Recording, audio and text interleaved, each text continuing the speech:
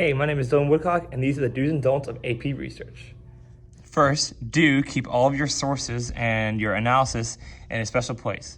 As you guys can see in the research records file, I have all my annotated bibliographies, my list of my sources, and other important analysis pieces like my surveys and my experiment information.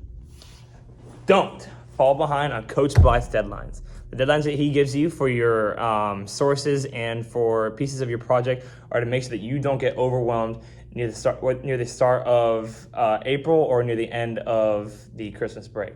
So stay on top of what he gives you so that you don't feel like the world's crashing in on you when AP exam time starts. You try to work quietly during Coach Blythe's class so that you can focus.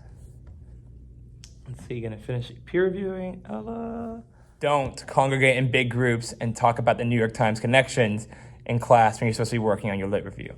So did you guys get the yellow or the purple first? Because I got the blue actually. That took me like I got 3 tries. That sucked. Do pick a topic that you're going to enjoy. Near the end of the year, you're going to be getting seniorized anyways. So if you pick a topic that you like and that you have a really drive for finding out your answer to the hypothesis, you're going to enjoy it a lot and you're going to keep working towards it until the very end. Don't act like the word count is too high for you to manage. 5,000 words may sound like a lot, but when you start working on your methodology and your analysis, as long as your lit review has substance to it, a lot of that is going to be secondhand and just come naturally. And eventually, you're only going to be really adding close to 500 words to meet that mark.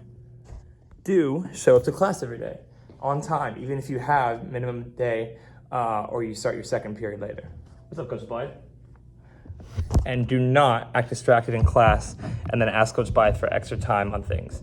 He can be a forgiving man, but if you wait until the very last minute to do things or you're acting distracted in class when you could have been working on the thing that you're asking for the whole time, he's just going to give you an 80 when you turn it in late, or worse. Do proofread your research paper before turning it into the College Board.